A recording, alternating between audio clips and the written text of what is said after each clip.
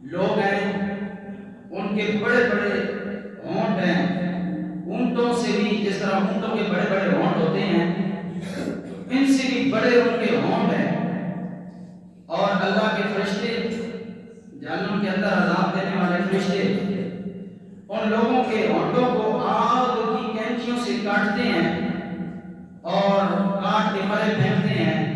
وہ کٹنے کی دیر ہوتی ہے، دوبارہ ان کا ہونٹ ٹھیک ہو جاتا ہے اور دوبارہ کے فرشتے کاٹتے ہیں، اور آپ سوچیں ایک بلیڈ لگ جائے تو کتنی تکلیف ہوتی ہے، کتنی شدت ہوتی ہے، کتنا درد ہوتا ہے۔ تو آپ بتائیں جب فرشتے ان لوگوں کے ہونٹ آگ کی کینچیوں سے کاٹ رہے ہوں گے اس وقت ان کی تکلیف اور اذیت کا عالم کیا ہوگا؟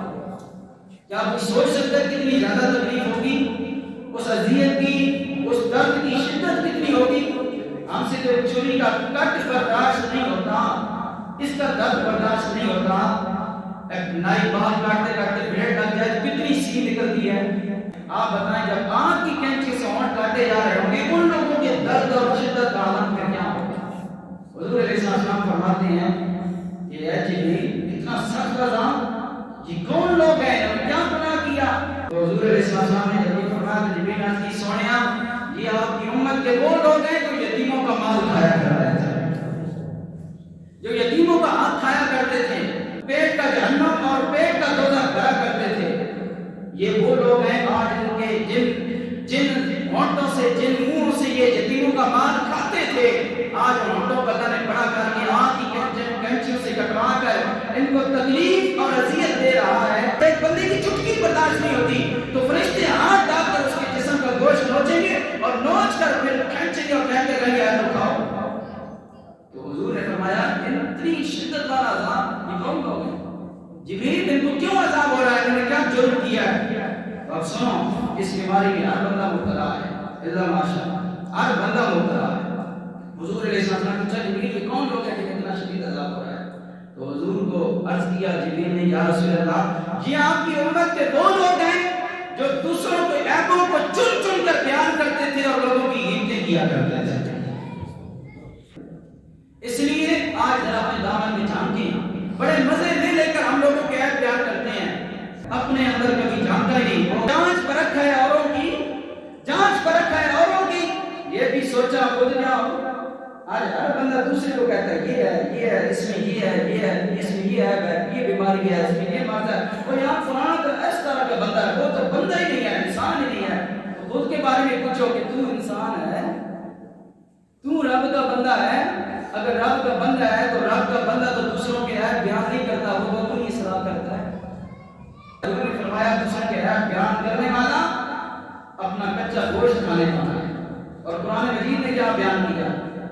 فرمایا وَلَا يَغْتَبْ بَعْضُكُمْ بَعْضًا أَيُحِبُّ أَحَدُكُمْ أَن يَأْكُلَ لَحْمَ أَخِيهِ مَيْتًا فَكَرِهْتُمُوهُ۔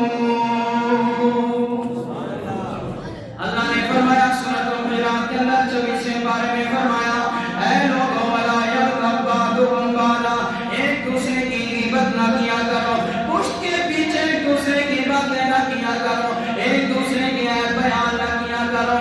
تم ایک دوسرے کے جو عیب بیان کرتے ہو، کیا بندگان خدا تم یہ بات پسند کرتے ہو کہ تمہارا مردار بھائی، میت تمہارے بھائی کے سامنے پڑی ہوئی ہو، سگا بھائی سامنے پڑا ہو، تمہیں کوئی کہے کہ اپنے مرنے والے بھائی کا گوشت نوچ کر کاٹ کر کھا لے، کیا تو کھانا گوارا کرے گا؟ یقیناً کوئی بندہ اپنے مردہ بھائی کا، دور کی بات زندہ بھائی کا بھی گوشت کچا کھانا گوارا نہیں کرتا۔ تو میرے رب نے مثال دے کر بتا دیا ہے جس طرح اپنے سگے بھائی کا کچا گوشت کھانا پسند نہیں کرتا، اے بندہ خدا اسی طرح اپنے مسلمان بھائی کی غیبت بھی نہ کیا کر۔ اس لیے آج ذرا غور کریں، آج یہ بیماری پہلے کہ فلانی یہ ہے فلانی وہ ہے، لیکن آج کل مرد بھی عورتوں سے کم نہیں ہے، مرد عورتوں سے بھی تو ہاتھ آگے بڑھ چکے ہیں۔ ہر مجلس دیکھو جدھر دو بندے بیٹھے ہیں، تیسرے بندے کے بارے میں ڈسکس ہو رہی ہے، تیسرے بندے کے بارے میں غیبت ہو رہی ہے، فلانے کے ساتھ یہ ہوا، فلانے کے ساتھ وہ ہوگا۔ آج اپنے دامن میں جھانکیں اور اپنی اصلاح کریں۔ اگر یہ عذاب برداشت کر سکتے ہیں تو بے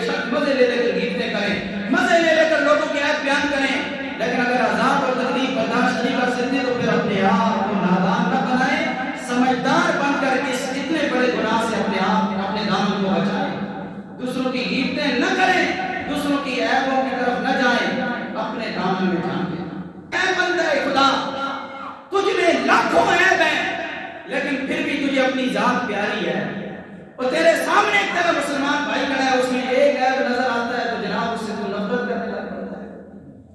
اپنے اندر تیرے ہزاروں گناہ ہیں، پھر بھی تو اپنے آپ سے پیار کرتا ہے، میں بڑی چیز ہوں، میں بڑی شے ہوں۔ اپنے اندر لاکھوں عیب ہونے کے باوجود بھی اپنی ذات کے ساتھ، جسم کے ساتھ پیار کرتا ہے، اور دوسرے بندے کا ایک عیب نظر آ جائے اس سے نفرت اور دشمنی بنا دیتا ہے، عداوت رکھتا ہے۔ بتا یہ کہاں کا انصاف ہے؟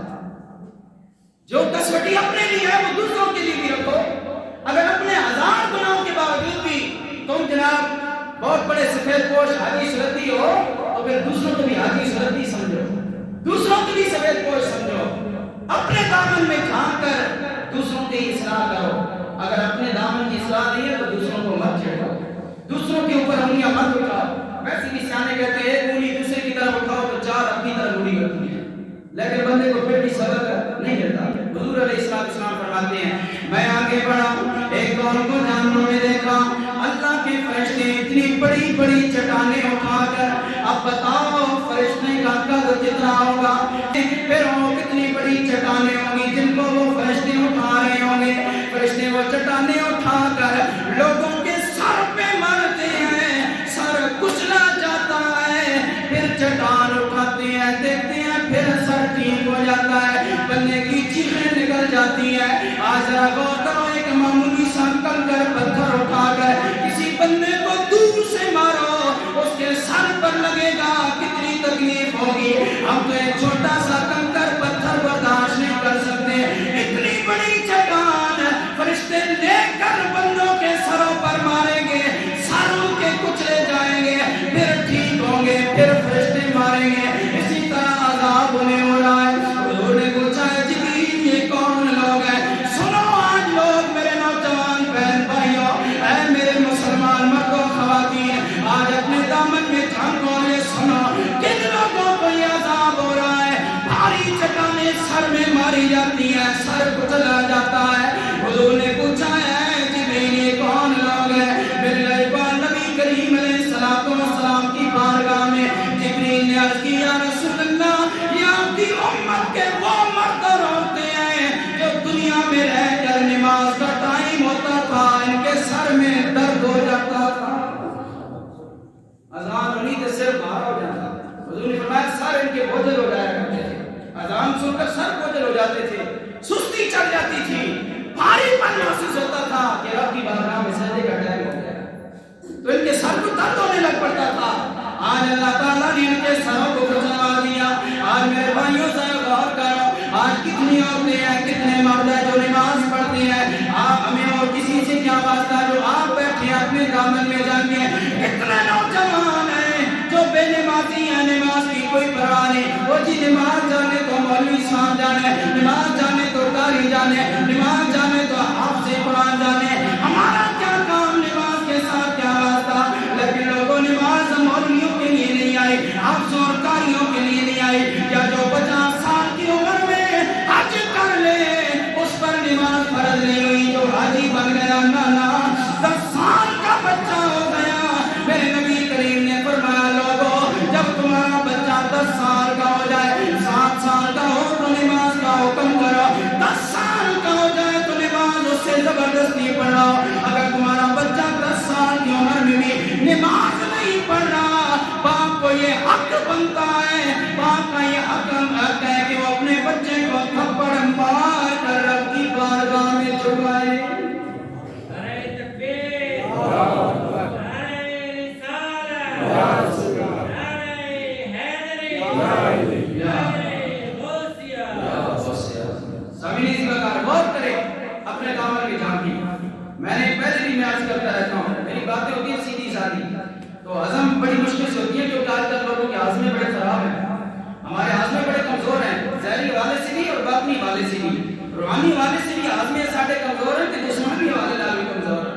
اور ہاضمے نہیں رہے جو سیدھی باتیں سن کر تو پھر عبرت حاصل کریں، یہ الٹا جناب ڈانٹ دے کر پیچھے پڑ جاتے ہیں، اس نے اصلاح کی بات نہیں کی۔ جو معاشرے میں کوئی اصلاح کی بات کرتا ہے ہم اس کا کہو تو بیٹا حاجی آ گیا بتا تیرا ہے یہ معاملہ کہ نہیں ہے، کہتے ہیں لوگ کہ نہیں کہتے، سچی بات بتلا۔ عام بندہ، میں اپنی بات نہیں کر رہا، عام بندہ کوئی بندہ بات کرے یار نماز پڑھ، ایک دوست دوسرے دوست کو کہے یار نماز پڑھا، اللہ کی عبادت کیا گا یار تو سیدھے کام کر اور باسر تو جڑا بڑا آ گیا بن جانا ہے یہ معاملہ کہ نہیں ہے اپنے دامن میں جھانک کے یہاں تو کہہ دیا اور تو جتنا بڑا ہے تو کل اللہ کو کیا جواب دے سکتا اللہ کو کیا جواب دیں گے کیا اللہ کو بھی یہ کہیں گے اللہ کے نبی صلی اللہ علیہ وسلم فرما رہے ہیں بے نمازیوں کے سر کچلے جاتے ہیں اتنی بھاری چٹانیں اور میرے بھائی ایک پاؤں ایک چٹا کی پتھر برداشت نہیں کر سکتا اتنی بڑی چٹان کیسے برداشت کرے گا آج اپنے دامن میں جھانک دو بے نمازی ہے نماز کا مقصد کیا ہے لوگ کہتے ہیں یہ ورزش ہے بعض لوگوں نے کیا کیا فیصلے بیان کیے ہیں لیکن آؤ میرے رب کا قرآن کہہ رہا ہے ان الصلاۃ تنہی عن الفحشاء والمنکر فرمایا لوگوں نماز اس لیے فرض کی گئی ہے کہ ہر بے حیائی سے روکتی ہے ہر برے کام سے نماز روکتی ہے مثال دیتا ہوں ایک بندہ 5 وقت کی نماز پڑھتا ہے بتائیے وہ ہر وقت پاک رہے گا یا نہیں اپنے جسم کو پاک رکھے گا کہ نہیں رکھے گا پہلا فائدہ یہ ہوگا کہ اس میں جسم پاک پھر وہ نماز پڑھنے والا اپنے کپڑے کو بھی بچا کے رکھے گا یا نہیں اپنے کپڑے کو بھی پاک رکھے گا ہر وقت وضو میں رہنے کی کوشش کرے گا میرے لائق نبی کریم علیہ الصلوۃ والسلام کے علماء آؤ بے نمازی آدمی کبھی کبھی اسے وضو کرنا نصیب ہوتا ہے لیکن 5 وقت کا نمازی اکثر حالت میں نمازی وضو میں رہتا ہے اور وضو میں رہنے کے فوائد کتنے ہیں میرے لائق نبی کریم علیہ الصلوۃ والسلام کے علماء سنو یہ بھی معراج کی رات اللہ نے بتایا میرے لائق نبی کریم فرماتے ہیں میں جنت کے دروازے پر جب پہنچا میں نے دیکھا جنت میں چلنے کی آواز آ رہی ہے انسان کے قدموں کی آواز آ رہی ہے میں نے پوچھا جبریل یہ جنت میں کون ہے جو چل رہا ہے جس کے قدموں کی آواز آ رہی ہے جبریل نے عرض کی یا رسول اللہ یہ قدموں کی آواز کسی اور کی نہیں آپ کے غلام بلال کی ہے بلال زمین پر چلتا ہے اس کے قدموں کی آواز جنت میں سنائی دیتی ہے حضرت بلال چلتے زمین پر ہے آواز جنت میں سنائی دے رہی ہے بلال نے مشکلیں بھی کتنی کاٹی اسی آج جناب اللہ دے راستے میں دین واسطے جناب سوچنے ہزار باری اے صرف ہمارے پاس مال و دولت ہے اور کچھ بھی نہیں تو یہ دینے کے لیے جان تو بڑی قیمتی ہے جان قیمتی نہ ہوتی تو صبح 5:50 پر جماعت کے ساتھ یہ جان کھڑی ہوتی نماز کے بعد یہ جان قیمتی ہے اس کو ریسٹ دیتے ہیں ہم یہ جان ہمارے لیے قیمتی ہے اس جسم ہمارے لیے قیمتی ہے اس لیے اس کا بھرپور بندوبست کرتے ہیں سردیوں میں ہیٹر چلاتے ہیں اور گرمیوں میں اس کو اے سی دیتے ہیں جان قیمتی ہے یہ جسم بڑا قیمتی ہے اتنی قیمت بن گئی اس کی کہ اللہ رسول سے بھی بڑھ کر اس کی قیمت بن گئی اس کی قیمت اتنی ہے یہ دنیا میں ہی ہے یہ اے سی اور ہیٹر کی جھاڑیاں اور مزے دنیا میں ہی ہیں قبر میں کیڑوں نے کھانا ہے اسی جان کو پھر اس کی قیمت کدھر جائے گی جب یہ جان کی قبر میں جائے گی اتنی قیمتی جان کہ 8 بجے تو آنکھ کھل جاتی ہے اس جان کی 7 بجے تو کھل جاتی ہے اگر صبح دفتر سردیوں میں 6 بجے پہنچنا ہو تو 5 بجے یہ آنکھ کھل کے یہ جان دفتر میں پہنچ جاتی ہے لیکن 6:30 بجے کی فجر کی نماز سردی میں ہو رہی ہو تو یہ جان پھر بھی نہیں اٹھتی ہے اتنی قیمتی جان ہے اللہ رسول سے بھی قیمتی ہو گئی یہ جان حضرت بلال رضی اللہ تعالیٰ عنہ کے بارے میں حضور نے فرمایا قدموں کی آواز جنت میں آ رہی ہے حضور واپس آئے زمین پر مدینہ میں صبح ہوئی بلال کو بلایا اے بلال میں نے تیرے قدموں کی آواز جنت میں سنی ہے بلال رونے لگ پڑے سونے کملی والے آقا لجپالا اتنی کرم نوازی اگر رب نے کی ہے تو یہ تیرے قدموں کے صدقے میں ہی ہوئی ہے لیکن یا رسول اللہ میں تو آپ پہ قربان ہوں میری کیا حیثیت میرا کیا مقام یہ تو سونے آپ کے صدقے میں اللہ نے مجھے عزت عطا کی ہے نا آپ پر ایمان نہ لاتا آپ کا کلمہ نہ پڑھتا آپ کی شان کو نہ مانتا تو مجھے یہ شان کہاں ملتی فرمایا میرے نبی نے بلال مجھے یہ بتا کون سا کام کرتا ہے کہ اللہ نے اتنی عزت تجھے عطا فرمائی کہ تو چلتا زمین پر ہے آواز تیرے قدموں کی جنت میں آتی ہے فرشتے سنتے ہیں بتا تیرا کیا عمل ہے کون سا وہ نیک کام کرتا ہے حضرت بلال کہتے ہیں یا رسول اللہ نمازیں بھی پڑھتا ہوں سارے نیک کام بھی کرتا ہوں لیکن ایک کام پکا کرتا ہوں فرمایا حضور نے کیا بلال کہنے لگے یا رسول اللہ میں ہر وضو رہتا ہوں اور جب بھی میں وضو کرتا ہوں وضو کرنے کے بعد 2 رکعت نماز تحیۃ الوضو پڑھتا ہوں. حضور مسکرائے. حضور نے فرمایا بلال تم نے سچ کہا ہے, اسی وجہ سے اللہ نے تجھے یہ شان عطا فرمائی. جڑے ہفتے بعد تھے مہینے بعد وضو کرنا اور بعض عیدی والے بھی بھائی ہیں جڑے عیدی والے جڑے وضو سے غسل کرنا انہاں دا کیا حال ہوگا. ان کے نزدیک کیا پاکیزگی آتی ہوگی, کیا طہارت آتی ہوگی. ہم تو پاک نبی کی امتی ہیں اور ہمیں پاک امتی ہونا چاہیے تھا. ہمیں تو رول ماڈل ہونا چاہیے تھا, سیمپل ہونا چاہیے تھا, نمونہ ہونا چاہیے تھا. تو نماز پڑھنے کا پہلا فائدہ یہ ہے جسم بھی پاک رہتا ہے, کپڑے بھی پاک رہتے ہیں, کیونکہ بندے نمازی کو پتا ہوتا ہے بھائی میں نے کوئی ہیرا پھیری نہیں کرنی, اپنی نظروں کو بھی بچا کے رکھنا ہے, اپنے جسم اور اپنی خواہشات نفس کو بھی بچا کے رکھنا ہے, کیونکہ اگلے وقت میں نے اللہ کی بارگاہ میں جھکنا ہے. نمازی آدمی اس لیے اللہ نے فرمایا ان الصلاۃ تنہی عن الفحشاء والمنکر. اللہ نے فرمایا کہ نمازی آدمی کا مقصد نماز پڑھنے کا یہ ہے کہ وہ بے حیائی سے, منکرات سے, بغیرتیوں سے بچ جاتا ہے. لیکن 7 بجے 8 بجے سردیوں میں بھی اپنے بچے کو جگا کر اسکول بھیجنے والوں نماز کا پابند کون بنائے گا؟ ایک مولوی صاحب تقریر کر رہے تھے تو بڑا لطیفہ سنا. انہوں نے ایک حدیث بیان کی, حضور علیہ السلام نے فرمایا 3 چیزیں مجھے بڑی محبوب ہیں. تو فرمایا پہلی چیز ہے کہ خوشبو. حضور نے اللہ نبی فرمایا کہ خوشبو مجھے بڑی پسند ہے. پھر حضور نے فرمایا کہ دوسری چیز مجھے نماز بڑی پسند ہے, اور تیسری چیز مجھے بیویاں, اپنی ازواج مطہرات, اپنی بیویاں, دنیا کی بیویاں نہیں, اپنی بیویاں بڑی پسند ہیں. لیکن یہ سبق ہے ہمارے لیے, خوشبو تو آج بڑی پیاری ہے اور بیوی بھی بڑی پیاری ہے. نماز سے پیار کون کرے گا؟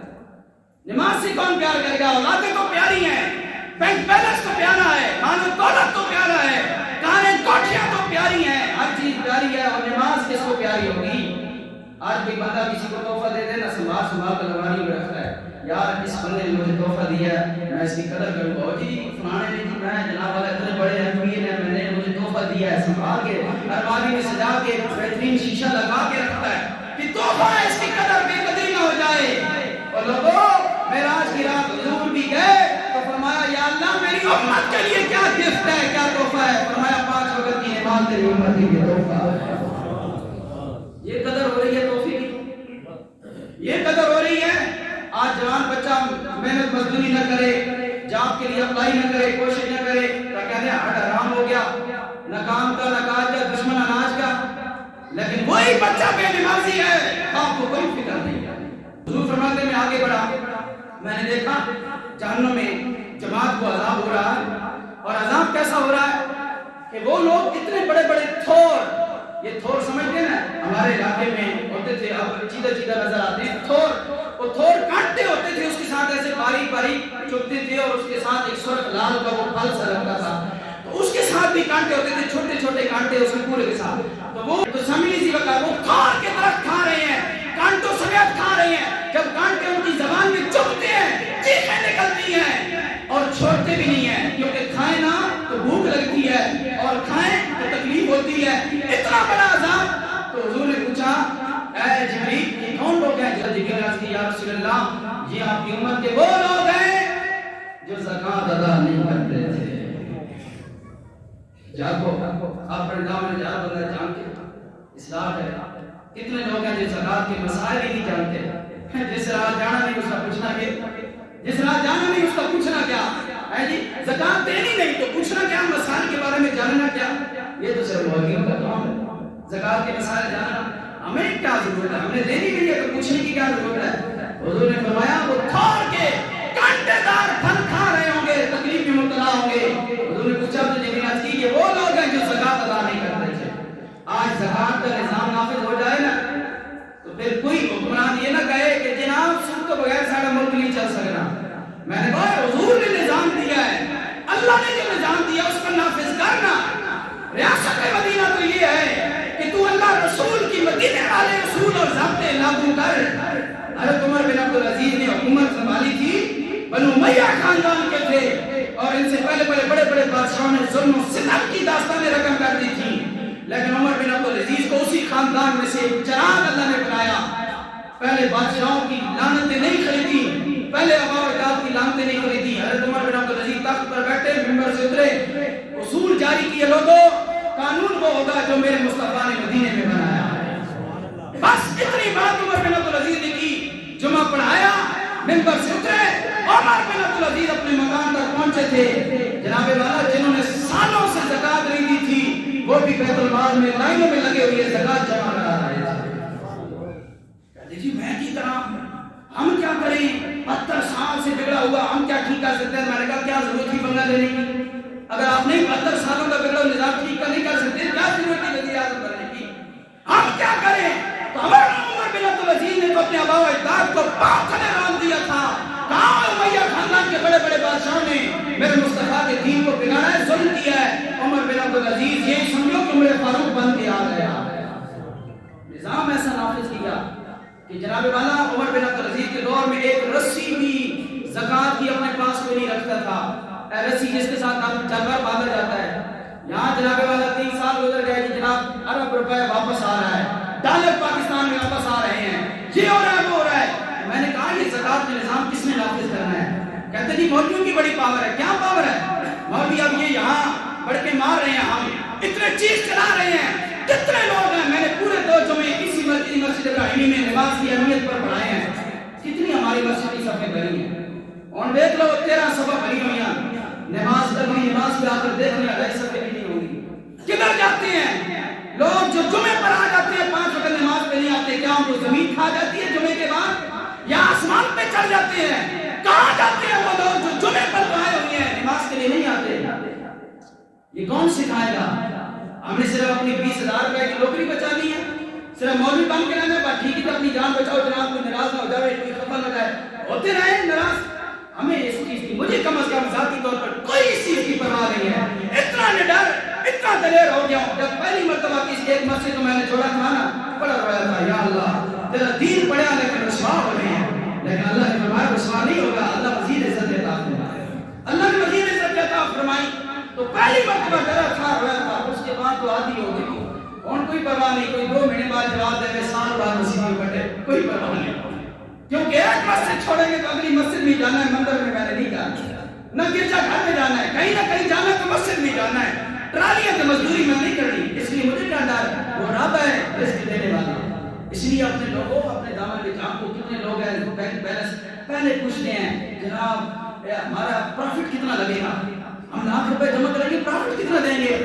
سود کھاتے ہیں. وہ آگے سنا, حضور علیہ السلام فرمایا کہ ایک جماعت کو میں نے دیکھا کہ ان لوگوں کے اتنے بڑے بڑے پیٹ, جس طرح یہ گنبد نہیں ہوتے, اتنے گنبد, بڑے بڑے گنبد کی طرح ان کے پیٹ ہیں, اتنے بڑے بڑے پیٹ. جب ان پیٹوں کو دیکھا, حضور نے فرمایا کہ میں نے ان کے پیٹوں پر دیکھا کہ ان کے پیٹوں میں سانپ اور بچھو اس طرح گھوم رہے ہیں, اندر سے ان کو کاٹتے ہیں ان کے پیٹوں کو. حضور علیہ السلام نے فرمایا میرے مسلمان بھائیوں, آج اللہ کا شکر ادا کرو, اللہ کے نبی پر کروڑوں مرتبہ سلام اور درود بھیجو, جس نبی نے آنے والے حالات سے خبردار کر دیا ہے. شکر گزار بنو اپنے علماء کرام کا, جو آپ کو حق راستے سے آگاہ کرتے ہیں. اس راستے پر نہ جانا, آگے کتا بیٹھا ہوا ہے, آگے سانپ بیٹھا ہوا ہے. آپ کو کوئی بندہ کہے یار یہ کاروبار نہ کرنا, بڑا نقصان ہوگا, ساری زندگی اس کے سامنے ہاتھ جوڑ کے اس کا شکر ادا کرتے ہیں, یار شکر ہے اس نے مجھے کاروبار میں نقصان ہونے سے بچنے کا مشورہ دے دیا. اگر کاروبار کے نقصان سے بچنے کا کوئی مشورہ دے, اس کے شکر گزار ہوتے ہو. جو تمہاری آخرت کے برباد ہونے سے بچنے کا مشورہ دے, اس مولوی کا بھی شکر ادا کرو, ہمارا بھی شکر ادا کرو, ہم تمہاری آخرت برباد ہونے سے بچا رہے ہیں. حضور پوچھتے ہیں جبریل یہ کون لوگ ہیں, اتنے بڑے بڑے ان کے پیٹ, اور پیٹوں میں سانپ بھرے ہوئے ہیں, بچھو بھرے ہوئے ہیں. کبھی سانپ کاٹتے ہیں, بچھو کاٹتے ہیں. ایک سانپ کاٹ لے کتنا درد ہوتا ہے, بندے کی جان نکل جاتی ہے. بچھو کاٹ لے بندے کی نیند حرام ہو جاتی ہے. ارے لوگوں غور کرو, ادھر پیٹوں میں سانپ اور بچھو جہنم میں لوگوں کے بھرے ہوں گے. حضور نے پوچھا یہ کون لوگ ہیں؟ حضرت جبریل کی سونے آئی آپ کی امت کے وہ لوگ ہیں جو مزے لے لے کر دنیا میں سود کھایا کرتے تھے. کھاؤ, بیٹا حساب بھرو, جتنا کوئی بھر سکتا ہے بھرے، جتنا بینک میں پرافٹ کوئی معلوم کرتا ہے معلوم کر لے، کیونکہ جتنا پرافٹ زیادہ ہوگا اتنا بڑا آسان اس کے بینک میں آئے گا، اتنے بڑے بچھو آئیں گے۔ آج اپنے دامن میں جان کے یہ باتیں ہمارے لیے ہیں، اللہ ہمیں اپنی اصلاح کرنے کی توفیق عطا فرمائے۔